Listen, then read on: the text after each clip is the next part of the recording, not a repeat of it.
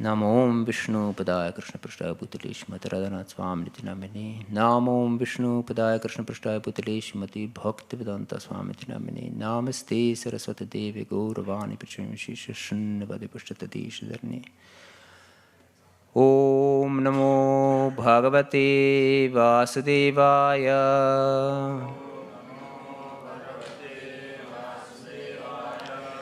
Om Namo Bhagavate Vasudevaya.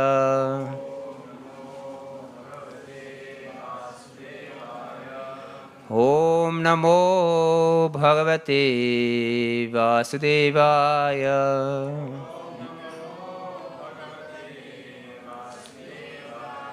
Naranam namaskritya naram chaiva narottamam devim saraswatim vyasam tato jayam udirayet nashta prayeshva bhadreshu nityam bhagavata sevaya bhagavatyuttama shloke bhaktir bhavati naishtiki. Hare Krishna. Today we are discussing Bhagavad-gita, 7th chapter, verse 16. This is the chapter entitled Knowledge of the Absolute. How many of you have read Bhagavad-gita as it is?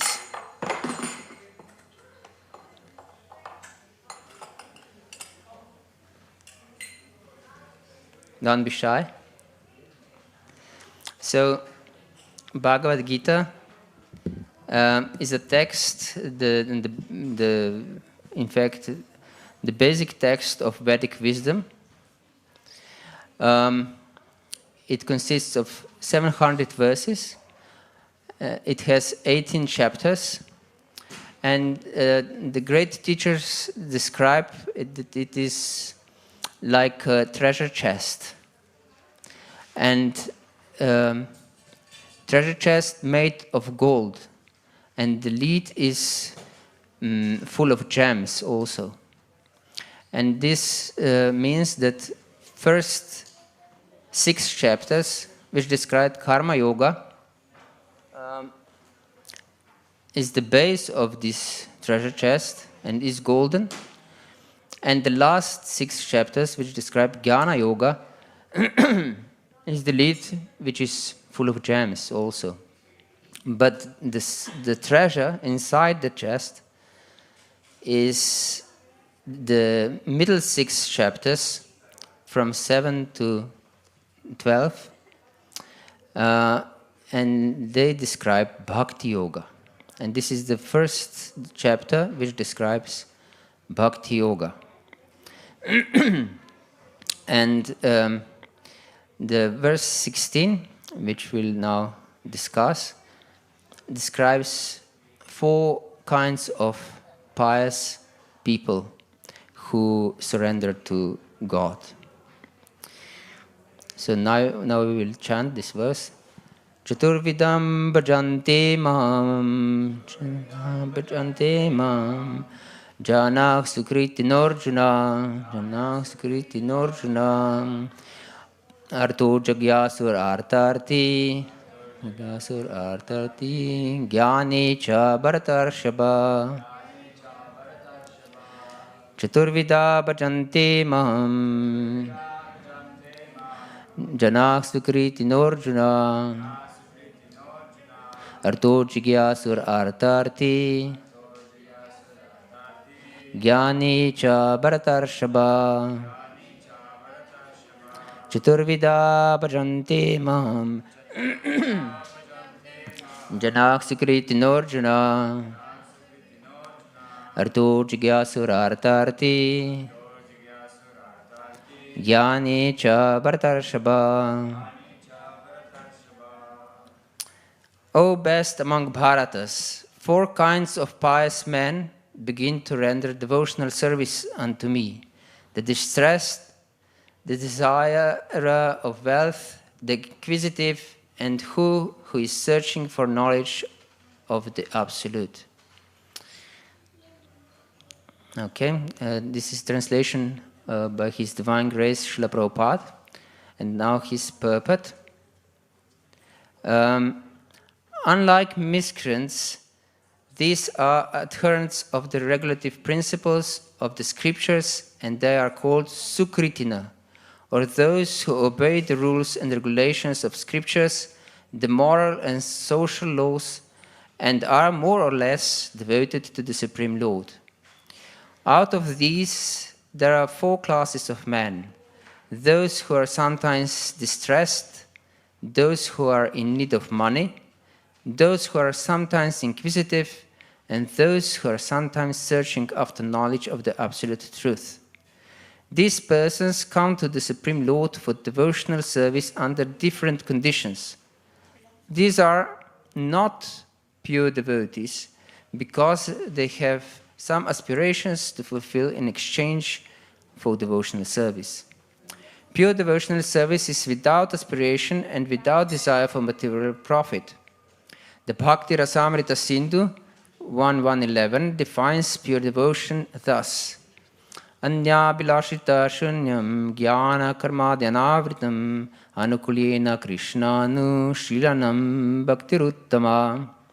One should render transcendental loving service to the Supreme Lord Krishna favorably and without desire for material profit or gain through fruitive activities or philosophical speculation. That is called pure devotional service. When these 4 kinds of persons come to the Supreme Lord for devotional service and are completely purified by the association of pure devotee, they also become pure devotees. As far as the miscreants are concerned, for them devotional service is very difficult because their lives are selfish, irregular, and without spiritual goals. But even some of them, by chance, when they come in contact with pure devotee, also becomes pure devotees. Those who are always busy with fruitive activities come to the Lord in material distress and are at that time associated with pure devotees and become in their distress devotees of the Lord.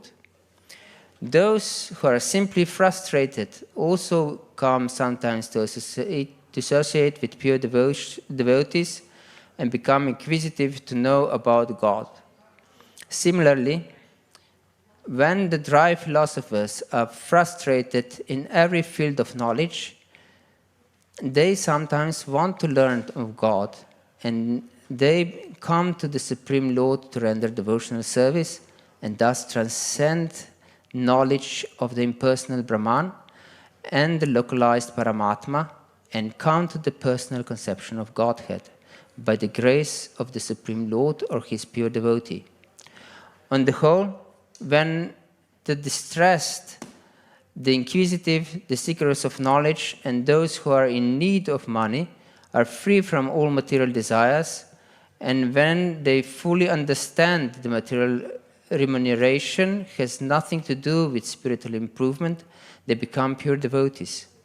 As long as such purified stage is not attained, devotees in transcendental service to the Lord are tainted with fruitive activities, the search for mundane knowledge, etc. So one has to transcend all this before one can come to the stage of pure devotional service. The verse again, translation. O best among Bharatas, 4 kinds of pious men begin to render devotional service unto me: the distressed, the desire of wealth, the inquisitive, and he who is searching for knowledge of the Absolute. Om Jnanatimirandasya Gananjana Shalakaya Chakshurun Militam Yena Tasmai Shri Gurave Namaha. Shri Chaitanya Manobhishtam Stapitam Yena Bhutale Swam Rupa Kadamahyam Dadati Svapadantikam Vandeham Shri Guru Shri Utapatakamalam Shri Gurun Vaishnavamscha Shri Rupam Sagrajatam Sahagana Raghunatanvitam Tam Sajivam Sadvaitam Savadutam Parijana Sahitam Krishna Chaitanya Devam Shri Radha Krishna Padan Sahagana Lalita Shri Vishakanvitamscha He Krishna Karuna Sindhu Dinabandho Jagatpate Gopesha Gopika Kanta Radha Kanta Namostute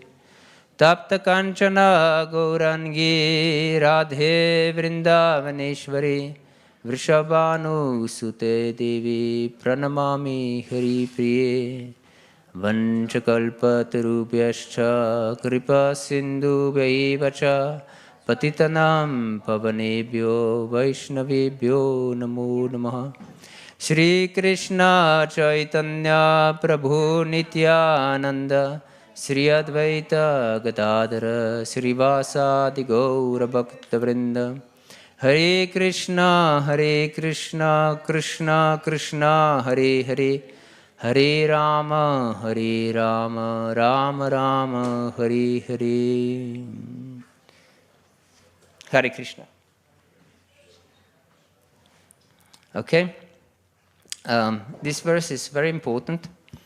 It describes 4 kinds of men who surrender to the Supreme Personality of Godhead. Yes. Why Krishna describes this?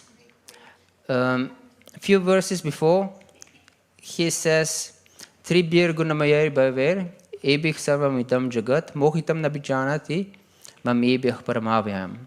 That all living entities are trapped in this material world in 3 modes of material nature: goodness, passion, and ignorance. And this material world means suffering. Krishna explained this in 5th chapter of Bhagavad-gita, when he says, Ye hi sansparchara bhoga dukkha yona evati adyantavantah kante nateshuramati buddha. If one seeks pleasure in the object of the senses, he will meet with distress. Why? Because all our experience in this world have its beginning and its end. And if something is bringing pleasure to us, we don't want to end this, because we are pleasure-seeking beings. As it says in Vedanta Sutra, Anandamayo Bhyasat.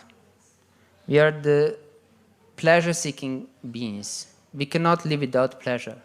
We all want to experience happiness.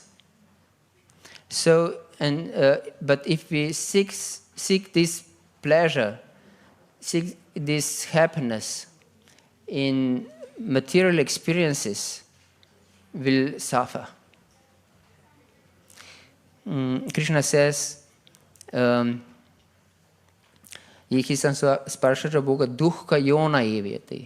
that this pleasure of material world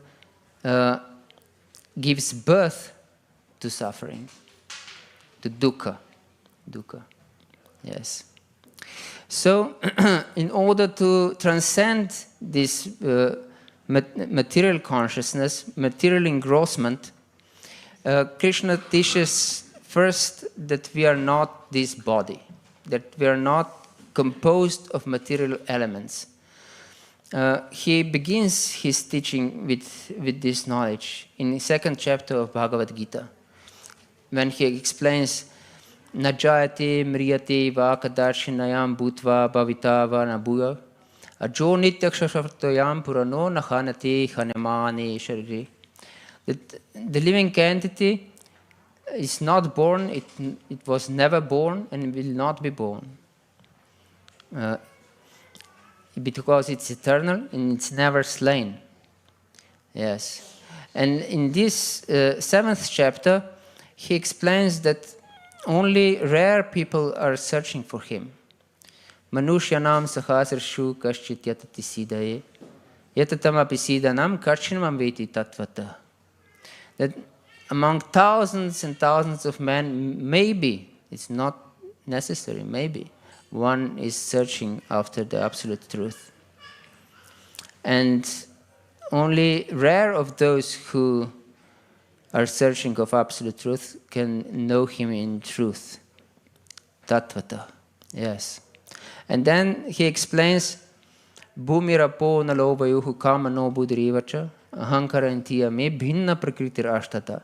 That this material nature is composed of 8 elements. 5 gross elements.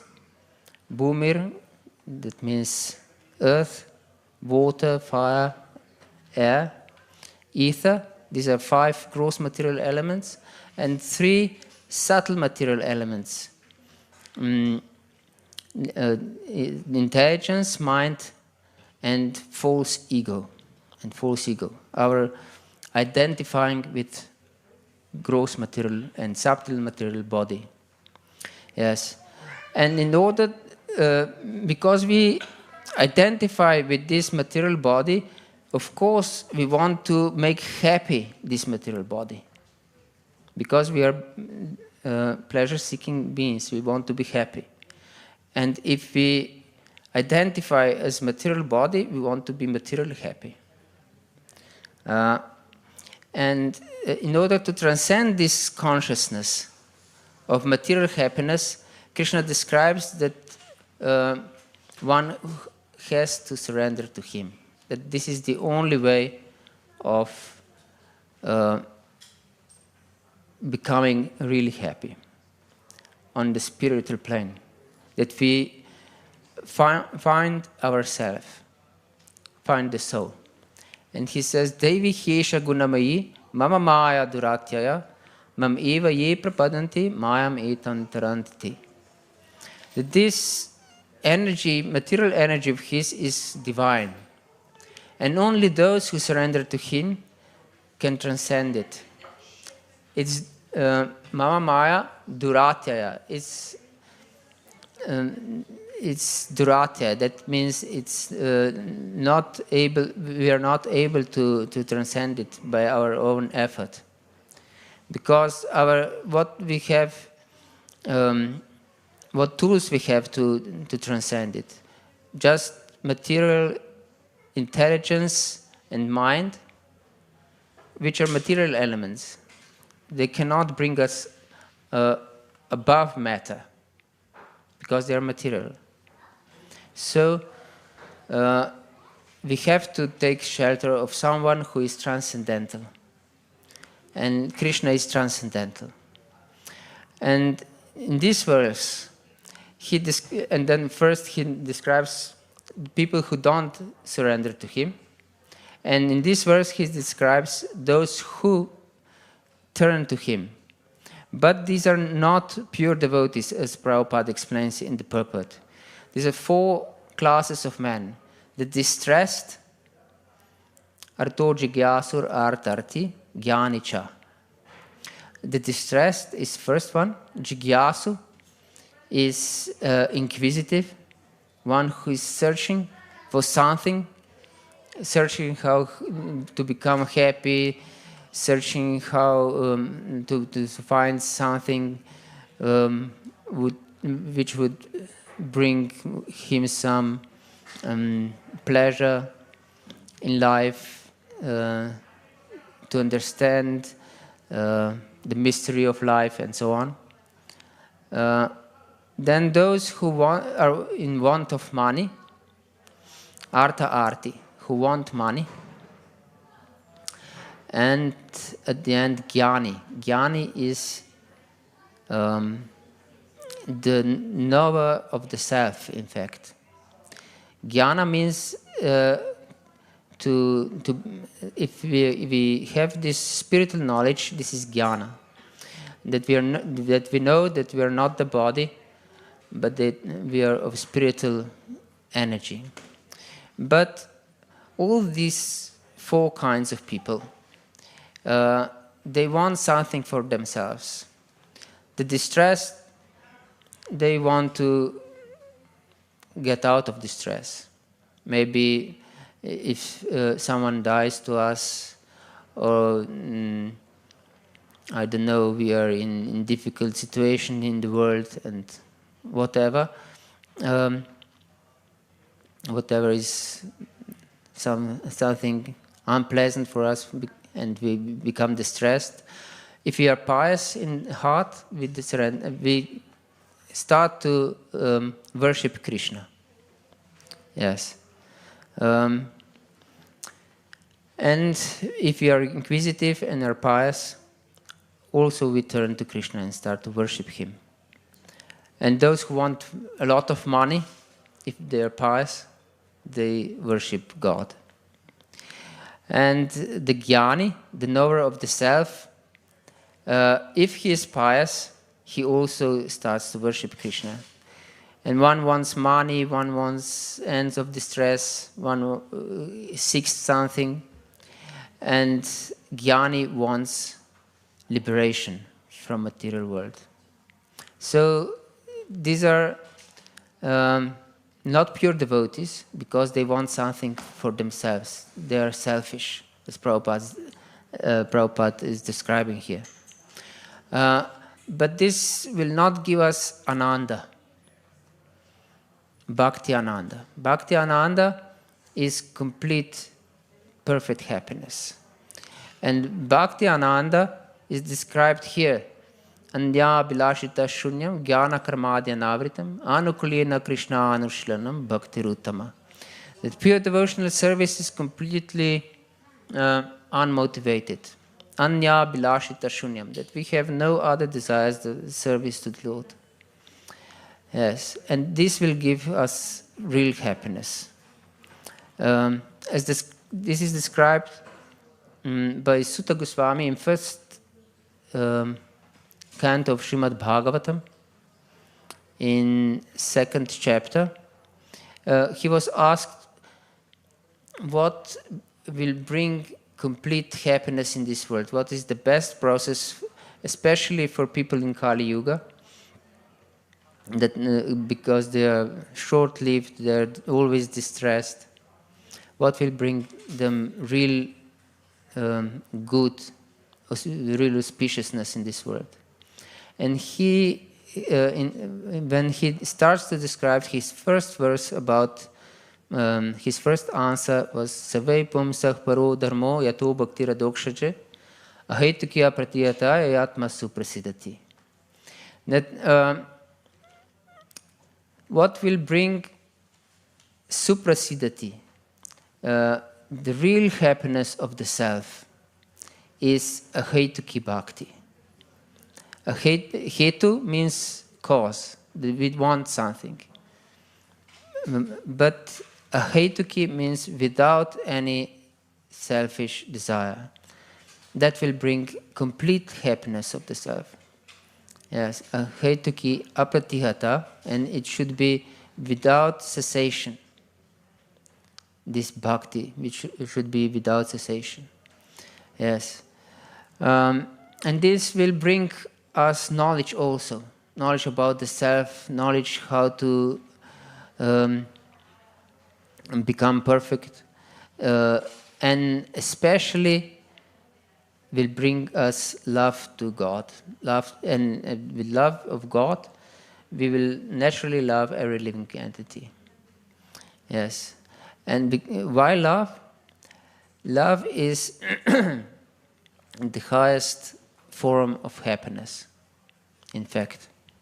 Every living being is searching for love. To love and to be loved. We cannot live without love, in fact. If we wouldn't be loved, we wouldn't live. No one will care for us. Yes. So, and real happiness can come all exclusively in relationship. Imagine that we have everything in the world, whatever we want. Best food, best cars, best houses, and the best spot in the world. But if we are completely alone in this world, we would be completely distressed and frustrated. Even if one bird would land on our finger, it would be much more pleasurable to have a relationship with this bird than all other things in this world. Isn't it? So the relationship brings us the highest happiness. And if we make happy those who we love, that brings us even more happiness. So service of those who we love, it brings us real pleasure and happiness. And Bhagavad-gita is the book of how to become really, really happy and how to love the Supreme Personality of Godhead, who is origin of us all, and thus we can understand that all beings are brothers and sisters, in fact. Yes. So, in order to achieve this consciousness, we have to devote ourselves to sadhana bhakti. Sadhana means practice, because we are not on this level now of pure devotional service, of pure love of God, and to love every living entity.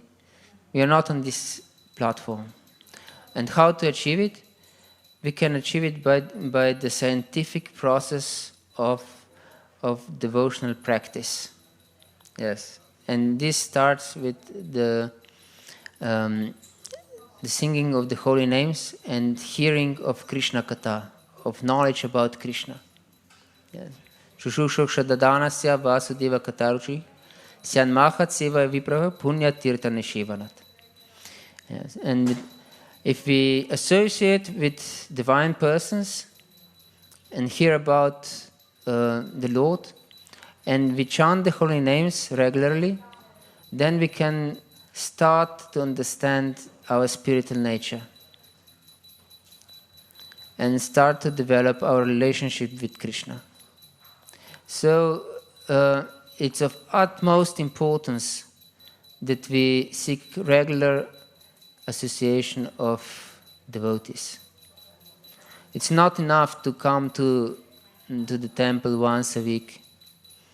And even if we chant the holy names on beads, and we read books, it is of course something, but it's not enough to awaken our relationship with Krishna. We have to associate regularly with devotees. And for this reason, in this community and all over the world, in fact, we have different bhakti groups, bhakti sanghas, that we can come together and discuss Krishna conscious philosophy and sing the holy name and tasting Krishna prasad. Prasad means what? Mercy. We offer our food to Krishna and we taste Krishna's mercy. So, chanting of the holy names, tasting Krishna prasad, hearing philosophy about Krishna, and what's the most important is associating with those who want to become Krishna conscious, with those who strive for perfection. Yes. If we don't do this, then we'll just come to visit the temple just give a little donation, just take a little prasad, and we'll think we are pious. And we are pious. Krishna describes here that we are pious. And Krishna describes that Udarak sarva eva te jnanitvat maimatam asitaksat yuktatma mam eva nutamam gatim. Yes, we are, by Krishna's words, we are very elevated people. But this is not the goal. We will not transcend the matter. He says that Jnani is his soul. But in Srimad Bhagavatam, Jnanitvat mematam. But in Srimad Bhagavatam, he explains that the devotee, the pure devotee, is more than himself. Here Jnani, who knows the spirit, is himself. Atma eva. Mam atma eva. Is my atma. But pure devotee is more than Krishna, by Krishna's estimation. But the Jnani, even though Krishna, he says, is the same to me as my soul, he doesn't transcend material nature. He says in the next verse, Bahunam janmanam anti jnanavan mam prapadati vasudeva sarvamiti samahatma sudurlabha. Yes. Bahunam janmanam anti. Bahunam means after many, many births. Bahunam janmanam. Janma means birth. Bahunam janmanam anti. Anti at the end. Finally. When he gets knowledge that Vasudeva, that Krishna is everything, he surrenders to him. Bahunam janmanam anti jnanavan, that means the one who is in knowledge, jnanavan mam prapadati. He surrenders to me at the end. That means that he becomes a devotee. When one surrenders to Krishna, he is devotee. That means he is devotee. But this is a very difficult process by Jnana Yoga. It's described in 18th chapter. Buddhya vishuddhaya yukto dhrityatmanam niyamya cha. That we have to have purified intelligence to surrender completely to purifying process by strict austerity. Buddhya vishuddhaya yukto dhrityatmanam niyamya cha. Shabdadin vishayam styaktva. We reject all the objects of the senses, including sound and other things. Raga dvesha vyadasacha, and we transcend dualities and so on. And when we finally purify ourselves and become established on Brahma Bhuta platform, that means a spiritual platform, Brahma Bhuta prasanatma na shochati na kankshati, and we don't lament and we don't desire anything material, then we can attain bhakti in this state of consciousness. That means that we have to go many, many births. Bahu janmanamanti, by Jnana Yoga. But by Bhakti Yoga, we can go like with elevator immediately in one birth to understand Krishna and to surrender to Him without any difficulty. Just chant the holy name and associate with devotees and hear the transcendental literature from devotees and honoring Krishna Prasad. That is everything. And we become transcendental immediately because the bhakti is paramasvatantra, is completely independent of any other process. By bhakti, we will get jnana, we will get knowledge, the transcendental knowledge. Janayat yashu vairagyam jnanam chayatu haitikam. We will get our knowledge and vairagya, that means that will not be attached to this material world. only by executing devotional service. Yes. And this is in fact the process, how to attain the transcendental consciousness, And of course, we will become fully purified and happy. Yes. Because Bhakti Yoga is the path of happiness. As described in the 9th chapter of Bhagavad-gita, Krishna says, Raja Vidya, Raja Guhyam, Pavitram Idamutamam, Pratyaksha Vagamam Dharmyam, Susukam Kartum Avyayam. This is Raja Vidya. That means this is king of knowledge. It's Bhakti Yoga is king of knowledge. Raja Guhyam, and it's very confidential. Yes, it's very confidential. Pavitram is completely pure. Pavitram idam uttamam, and it's uttamam. It's completely transcendental. Tamas means what? Darkness, ignorance. And this is uttama, beyond darkness, beyond ignorance. Yes, and brings us complete transcendental knowledge. And pratyaksha vagamam dharmyam, we can experience it by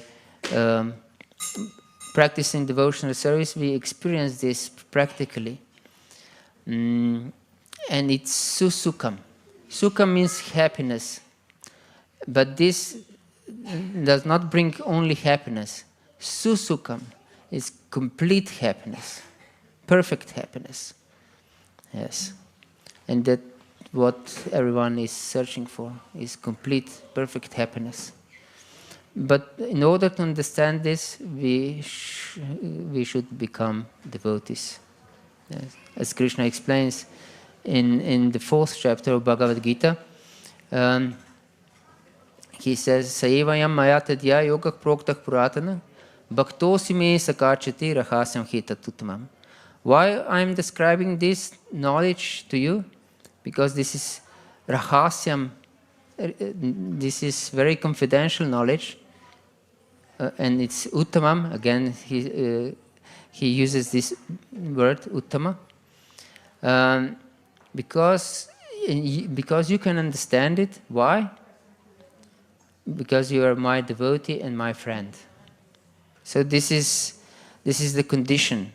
That one, if one wants to penetrate this material world and to come to the transcendental platform, he has to become Krishna's devotee and friend. Yes, this is the condition. Bhakto sime sakachiti. My devotee, my bhakta, and my saka, my friend. Yes. This is the condition. So I really invite you to join Bhakti Sangha program. I'm sure that that where you live, nearby, they live. There are some devotees who have Bhakti Sangha programs at their homes.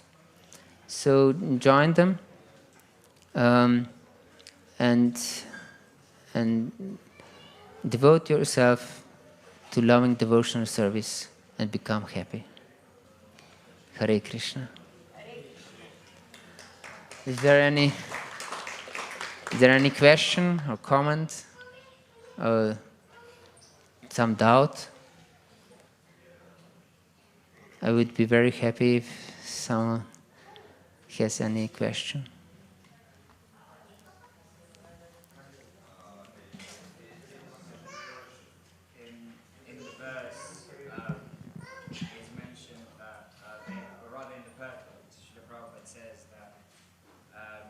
Those who are sometimes distressed and they turn to Krishna. So we are told that in this material world is dukhala and shashvata, so it's Yes. misery.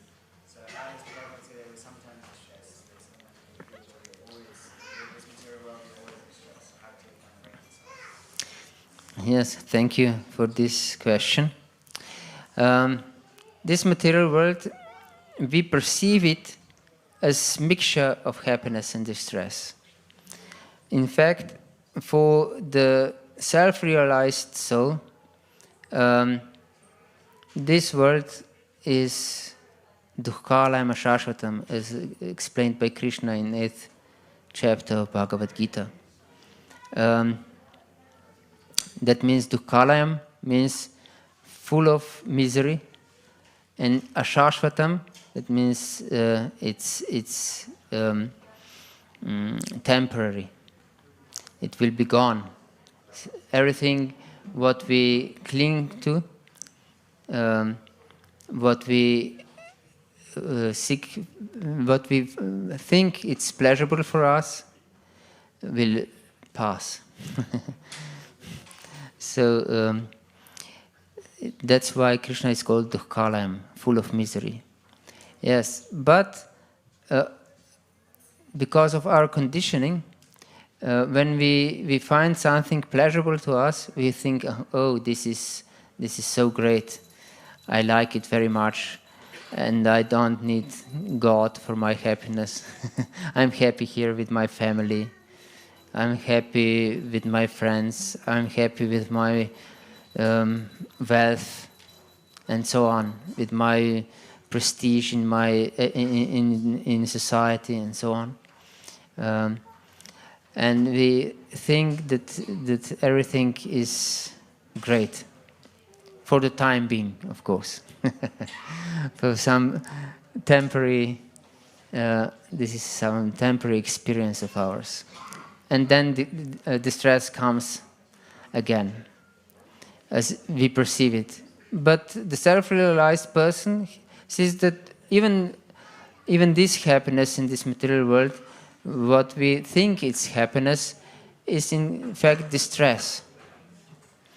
If I give gross material example to understand this, if we see some junkie taking intoxication, and when he's intoxicated, he thinks he's happy. But for the sober person, this junkie is in complete misery. Even when he feels happiness of his intoxication, the sober person sees that he's miserable, in fact. And so the enlightened person, even if people are so-called material happy, he sees that this is great distress. Yes. And he does not envy them. Yes. So, Hare Krishna.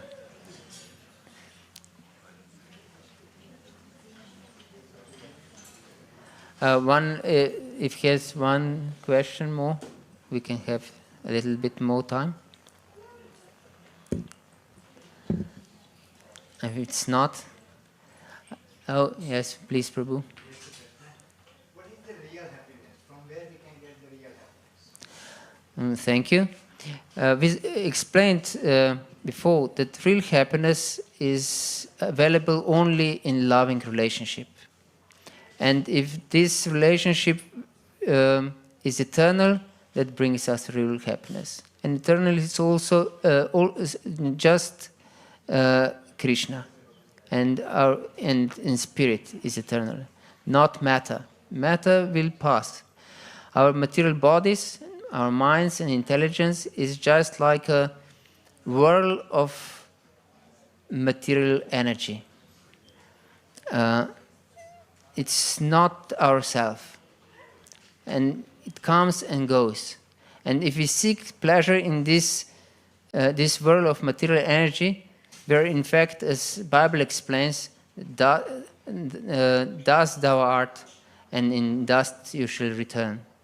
So if we seek pleasure in this material world of material energy, we are in fact dust worshipper. So we have to connect with, because we are a spiritual being, we have to connect with the Supreme Spirit, with Krishna. And that will bring us real, substantial, eternal happiness. Hare Krishna.